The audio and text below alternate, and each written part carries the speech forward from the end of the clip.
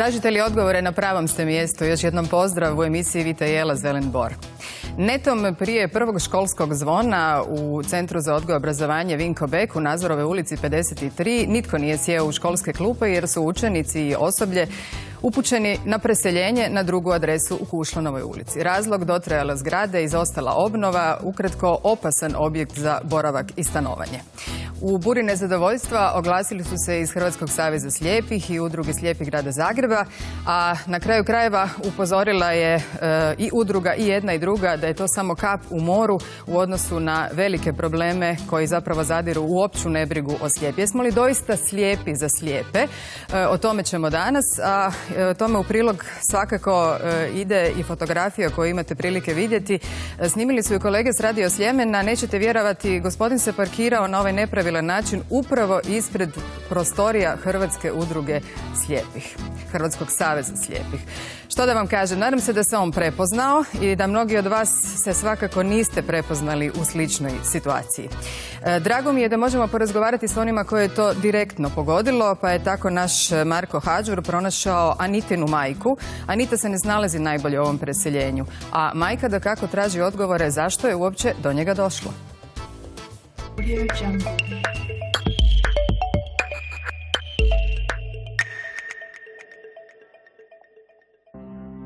Nitko ne zna zašto su djecu korisnike Centra za slijepe i slabovidne osobe Vinko Bek preselili u Kušlanovu samo 3 dana prije početka nastave.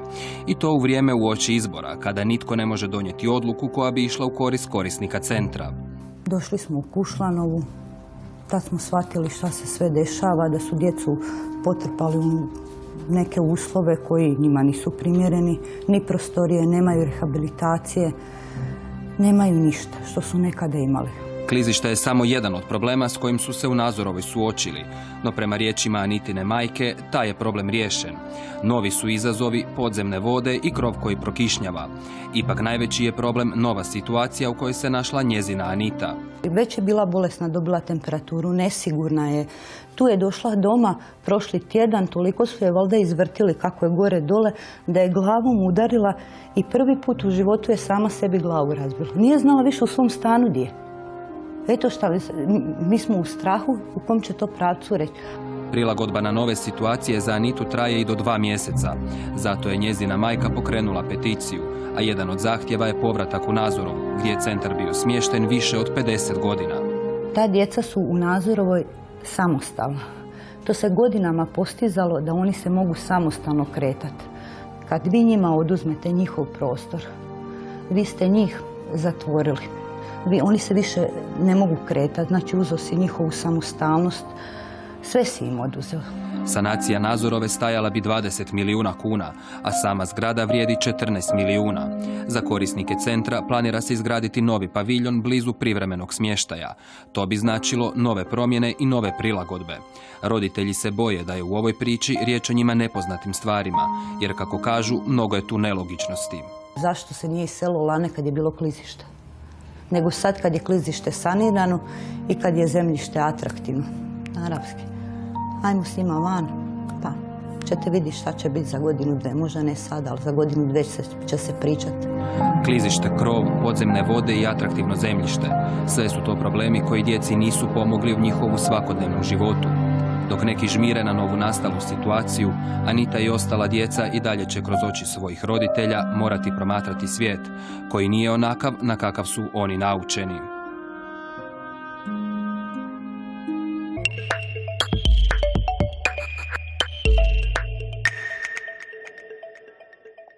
Eto, tražimo odgovor i to u dobrom društvu. Vojin Perić, predsjednik Hrvatskog saveza slijepih, je sa nama. Dobar dan, dobrodošli. Dobar dan, pozdravljam vas. I gospodin Mladen Novak, zastupnik u Hrvatskom saboru stranke ORaH. Dobar dan i vama. Dobar dan. Odmah, evo, Vojine, jedna molba.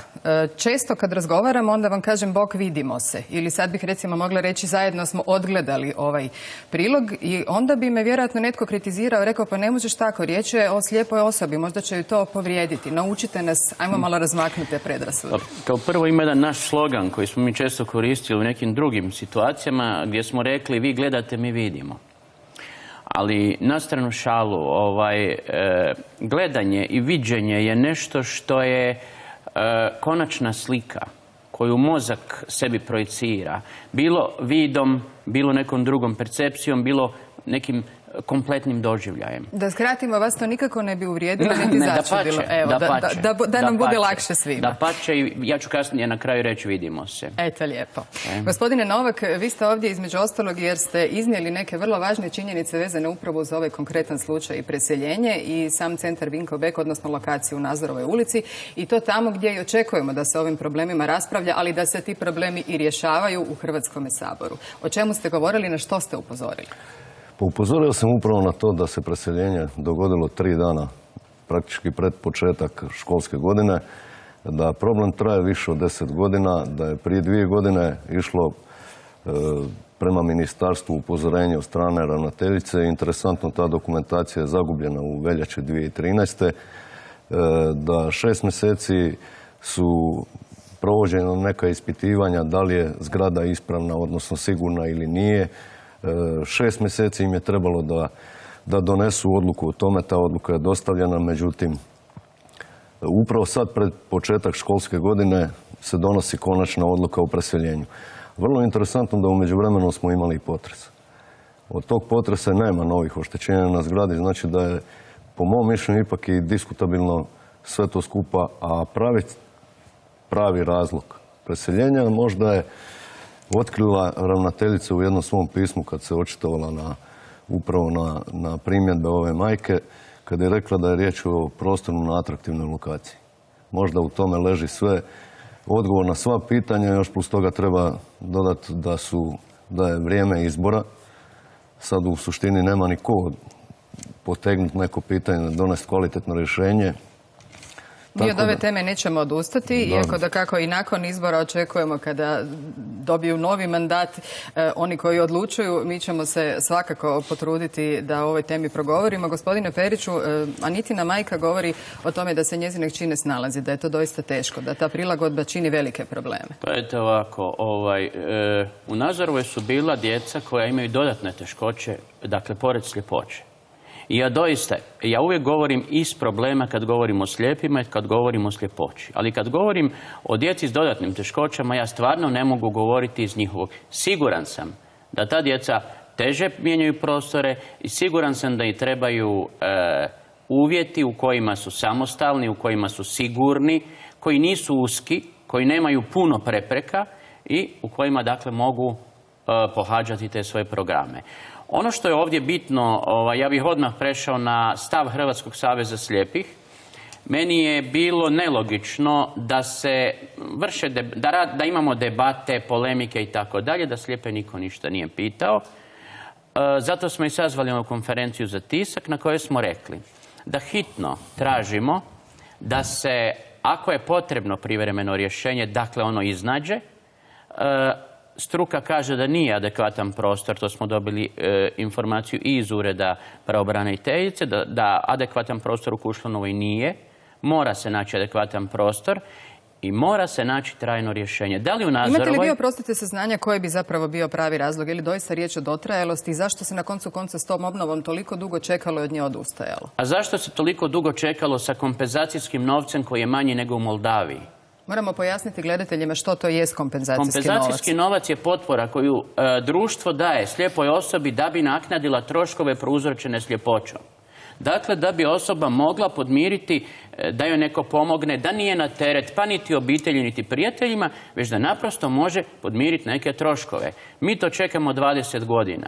Ovo je vrh sante gdje mi zapravo tu jedino što je sustavno prema slijepima, to je sustavna nebriga.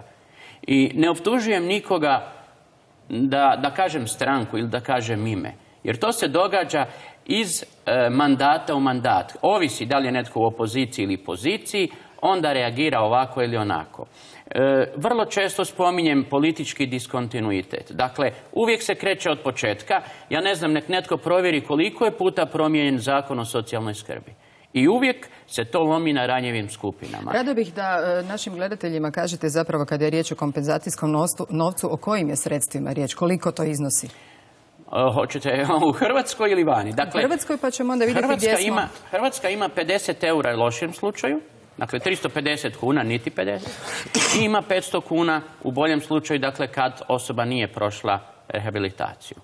Vi ste, gospodine Periću, spominjali i aktivnost Hrvatskog saveza slijepih. Dakle, niste tu samo da biste ugasili požar, već ste tu kako biste na vrijeme i permanentno upozoravali na probleme. Pa su tu bile i peticije koje su bile upućivane. Bile su peticije i bili su prosvjedi. I mi smo i prije dvije godine, 2,5, dakle 2012. smo izašli u prosvjed također za Dan bijelog štapa i tražili određena obećanja. Obećanja su zadržala svoj status. Dakle, ona su ostala obećanja. No, da se vratim malo, mi ćemo i dalje svim demokratskim sredstvima, a evo uskoro približava se Međunarodni dan bijelog štapa, mi ćemo i dalje i pisati, i moliti, i tražiti. Mi nismo, dakle, skupina koja može aktivno, ne znam, mi smo i bili u prosvjedima, pa evo, doživjeli smo da nakon prosvjeda ni jedna udruga u Hrvatskoj, udruga slijepih, nije dobila niti jedne jedine kune.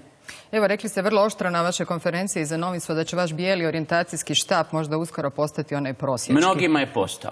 Gospodine Novak, gdje se u saborskim hodnicima zagubi ovaj apel? Kako to zapravo da ne dođe do realizacije? Izvjesno je da su potrebna određena sredstva, ali u ovom slučaju sredstava je, a to ste provjerili, na računu resornog ministarstva osnivača bilo.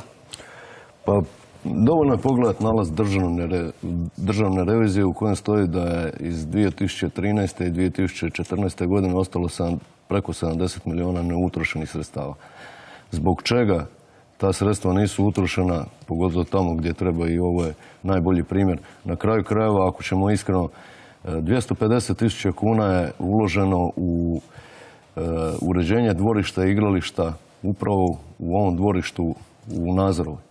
I sad se konstatira da možda nema logike da se ulaže dodatnih 20 milijuna kuna. Mada mi je, ako ćemo iskreno, odakle taj iznos od 20 milijuna kuna?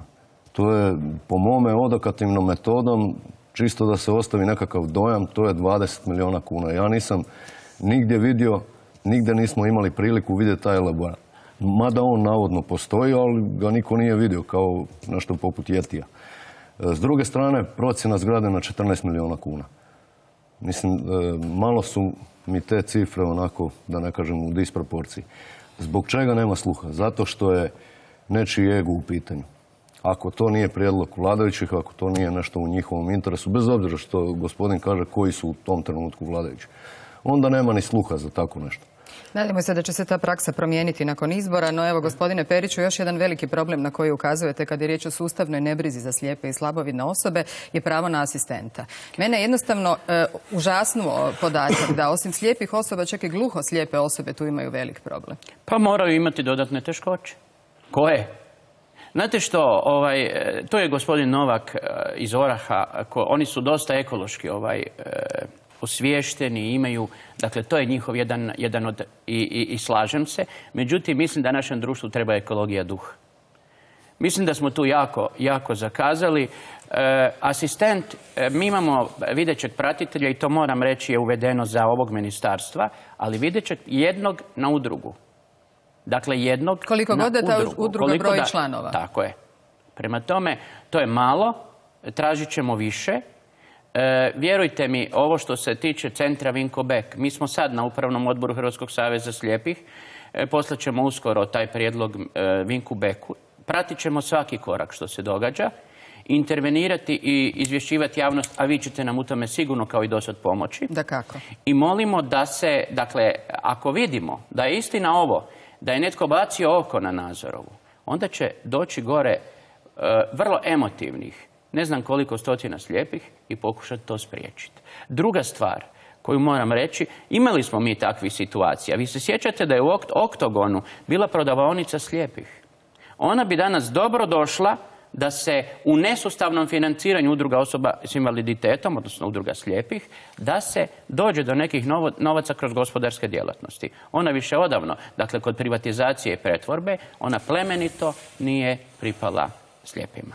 Sreća je što djeca to, dakle učenici, polaznici, puno drugačije doživljavaju. Evo, pronašli smo i dva krasna mlada čovjeka, Tonija i Saru, njih je pronašla naša Ana Malbaša, koji su polaznici u Kušlanovoj i koji se zapravo samo vesele novim kolegama koji su stigli iz Nazorove. Jedan, ajmo tako reći, i lijepi dio ove ne tako lijepe priče.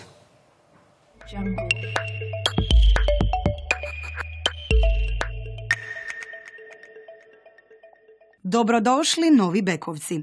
Stoji na 3. katu Zagrebačkog centra za odgoj i obrazovanje slijepih i slabovidnih Vinko Bek. Onamo su pred sam početak nove školske godine prebačeni korisnici iz podružnice u Nazorovoj ulici. Spremni im pomoći u novoj okolini, vedro su ih dočekali Toni i Sara. Vidim da se ljudi snalaze vrlo dobro, mislim, djeca koja trebaju pomoć. Stvarno, svi su stvarno susretljivi, situacija je napravljena na način da je potpuno bezbolna. Toni je slijep od rođenja, a Sara prema procjeni liječnika ima oko 20% vida. U centru i oko njega snalaze se dobro i bez bijelog štapa. Ovdje imaju nastavu, jedu i bave se raznim aktivnostima. Uz ovaj centar sam sve naučio, od brajevog pisma, od korištenja računalom, desetoprsnog pisanja, pa i glazbom sam se počeo baviti zahvaljujući ovom centru, jer sam u centru završio i glazbenu školu i sve. I onda vidim na televiziji nešto sasvim drugo, da neko o mom centru priča nešto sasvim deseto što nema veze s istinom. Mi smo ostali u šoku kad smo vidjeli u medijima one sve natpise, kako ružno govore o centru, o ravnateljici, jer nama tu nikome ništa ne nedostaje. Osjećaju se, kaže, i više nego ugodno u učionicama centra u Kušlanovoj ulici. U cijeloj medijskoj prezentaciji u zadnje vrijeme možemo vidjeti da su učenici koji su prešli iz Nazorove, koja je zaista derutna zgrada, jer ja sam prije 3 godine završio tu školu i znam kakvo je gore stanje, prešli ovdje i bila je priča da im se nije svidjelo ovdje, da su ovdje prostori iskučeni, da su razredi katastrofalni, da su uvjeti loši, da im je tamo bilo puno bolje, a slika govori sasvim drugu priču. Moje nekakvo razmišljanje je da su se pobunili zato jer zbog promjene okoline. Postoji program rehabilitacije i orijentacije koju vode profesori i onda se, kad učenik dođe u centar, prolazi prvo škola, pa se prolazi okoliš oko škole i onda po gradu se uči. Ja vjerujem da je problem nastao što su ti učenici naučeni na prostor Nazorove, na dvorište, da su se tamo znali snaći. I u životu, u budućnosti će upoznavati nove prostore, znači ovo može biti samo jedno dobro i poučno iskustvo za slijepu osobu.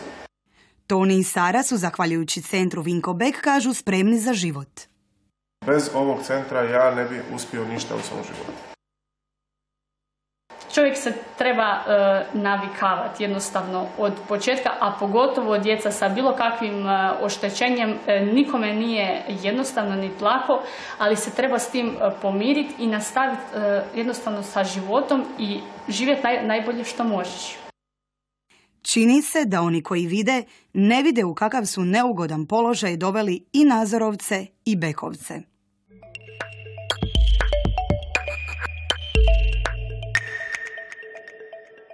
Već smo onako interno iskomentirali ovo što smo uspjeli vidjeti, naših Tonija i Saru. Puno sreće u životu im želimo. Lijepo je čuti, gospodine Periću, da su oni zadovoljni centrom i programima u centru i to nije sporno u ovoj emisiji. Sporna je ova priča oko preseljenja s jedne adrese u drugu i nejasnih odgovora zbog čega se zapravo tako sustavno nebrigom dovelo u tu situaciju. Ja sam također završio u centru Vinko Bek davno. Dakle, kad su tehnologije bile još daleko i kad smo morali puno toga raditi na druge načine da bismo došli do obrazovanja. I moram reći da mi je ta ustanova, ta institucija dala predgovor, dobar predgovor za pisanje, za život, za življenje dalje. Naravno da mi je, neću reći drago, ali evo, volim ljude koji se bore. Volim mlade ljude koji su aktivni i koji su spremni uložiti svoju energiju u nešto. Ostaje nejasno, ja se slažem, i ono što mogu reći iz civilnog društva, dakle ispred naše udruge Hrvatskog saveza slijepih, mi ćemo pratiti svaki korak i vjerujte mi, nama je jedino bitno, i to smo rekli na konferenciji za tisak, da djeca imaju odgovarajuće prostore i da se ne krpari, da se to riješi, da se stavi ad acta nakon izvjesnog vremena kad se steknu uvjeti za trajno rješenje. Ali da se nađe adekvatno privremeno. Gospodine Novak, nakon vašeg izlaganja u Saboru, je li bilo odjeka iz resornog ministarstva? Jeste li dobili bilo kakav odgovor? Ne, ali inače nije uobičajena takva praksa, tako da nisam ga ni očekivao. Niti neslužbeno na hodniku? Ne, niti neslužbeno na hodniku, osim što, recimo, prilikom zakona o dječjem doplatku, koji je isto prošao svojevrsnu katarzu, su čak i zastupnici SDP-a i vladajuće koalicije rekli je u pravu si, ali. Uvijek je osnovno ali. Ako mogu samo vezano uz ovaj prilog. Tu je rečeno da se ravnateljicu napada kroz medije. Ne, nisam doživio da ju Viko napada, samo... Niti to činimo mi. Niti to činimo mi. Dapače, čak sam ukazao na to da je ravnateljica prije više od 2 godine uputila dopis ministarstvu koji je u ministarstvu zagubljen. To pod broj 1. Pod broj 2 ovdje je rečeno o slijepim i slabovidnim osobama. Međutim, mi govorimo o osobama koje imaju i autizam i intelektualne dodatne teškoće, tako da nije to baš ista priča. Ja razumijem ovu djecu, ali treba imati razumijevanje i za druge. Tako je. 6111 211 je zazvonio u našoj režiji. Izvolite, dobar dan, slušamo vas. Slušamo vaše pitanje, izvolite. Halo, dobar dan, nisam u eteru. Jeste, gospođo, izvolite. Ovako, pa ja znam vezano za mog supruga koji ima na jedno oko -11, na drugo oko -12 dioptriju. Kad je on bez naočala ne vidi, mislim. Nosio je leće i sad ne može ni leće nositi jer ima 55 godina, sad su mu oči već sve uništene i kad je pitao na socijalnom ispulezove, kad je pitao na socijalno pravo na neko obeštećenje ili nešto, jer od 3. godine nosi naočal, ima veliku dioptriju i to, rekli su mu da je ukinuto prije 2 godine, pa me samo zanima da li uopšte imaju pravo, nije sad stvar ni u stopu. Je li taj prag vrlo visoko postavljen s obzirom na teškoće koje ima vaš suprug? Hvala vam lijepa na pitanju, evo gospodine Periću. Pa ja nisam, moram priznati, jako je loše, nisam čuo konkretno pitanje. Prag, dakle, za učlanjenje u Hrvatski savez slijepih ili za ostvarivanje? Za ostvarenje bilo kakvih prava, dakle, bilo kakve naknade koja bi pomogla kada su teškoće s vidom u ovako ozbiljnom opsegu u pitanju. Mislim da, dakle, učlanjenje u Hrvatski savez slijepih, a to je vezano s tim, definicija sljepoće je 5% na boljem, dakle, oku uz korekciju. To je svjetska definicija i mi tako i postupamo. Međutim, ja predlažem gospođi da se dođe u Hrvatski savez slijepih na razgovor. Tamo imamo stručnu službu, imamo defektologa, vaša adresa? Psihologa. Tamo gdje je bio nepropisno parkiran onaj automobil, vjerujem da vam se slika usjekla u pamćenje. Evo, lijepo ste sad to rekli. I nek dođe pa će porazgovarati naša stručna služba sa gospođom i znaćemo joj točno reći što, kako, gdje, kud. Eto. U svakom slučaju, imate li pitanja, bez obzira što emisija polako ide svome kraju, možete i slobodno postaviti u našoj emisiji Vita Jela, Zelen Bor, taj brzi odgovor da kako da će doći, a mi se nadamo da ćemo i nakon izbora imati i konačna trajna rješenja, a ne samo kako vi, gospodine Periću, volite reći ove vatrogasne mjere koje zapravo parcijalno ne rješavaju ništa. To je još najgore. Dakle, da se lijepo vidi, a da nema nekog stvarnog učinka. Ja to uvijek zovem kozmetičkim preparatima. Pa mi smo zemlja koja je među prvima potpisala konvenciju UN-a. Dakle, koja je donijela nacionalnu strategiju. Ali 20 godina imati najmanji doplatak u Europi. Ja ću vam samo reći, Moldavija ima manje, 36 eura. Ali Moldavija ima prosječni osobni dohodak 150-200 eura. Hrvatska ima 800 eura, a ima 50 eura. Mislim, ajmo proporcije. Jesmo li, gospodine Novak, nešto od problema kojima se možda vama obraćaju kao saborskom zastupniku slijepe i slabovidne osobe zaboravili kao neke od gorućih? Pa ja moram priznati da ovo je prvi puta da se meni obraćaju baš te osobe. I baš meni vjerojatno je bilo obraćanja drugima. Na kraju krajeva i ovaj zakon o dječjem doplatku koji sam malo prije spomenuo. Ja sam bio tek 5. i 6. u nizu kojem su se oni obraćali. Međutim, moji prethodnici u toj priči nisu reagirali. Ja mogu samo zaključiti emisiju da postoje adrese i načini kojima se možete uvijek obraćati i tijekom tjedna i u samoj emisiji i na naš broj telefona i dakako na elektroničku adresu, na našoj Facebook stranici. Očekujemo vas i poštom u starom dobrom pismu. Može i na brajici, zamolit ćemo gospodina Perića da nam prevede. Ako mogu samo još nešto, Sanja, samo brzo pri kraju. 3 sekunde. Molim vas, telefone objavljujte glasom da mogu i slijepe osobe zvati. Ne na ekranu, nego glasom. Hvala lijepa. Dakle, 6111 211. Sve okej, hvala. Trudit ćemo se, Vojne, vidimo se. Tako Vidimo smo se, naravno. Gospodine Novak, hvala lijepa na gostovanju. A mi vas dakako očekujemo i sutra u isto vrijeme s vrlo zanimljivom temom koja odgovara na pitanje do kada će upotrebljiva i zdravstveno ispravna hrana završavati u kontejnerima, a ne na tanjuru potrebitih. Očekujemo vas sutra. Budite uz Prvi program.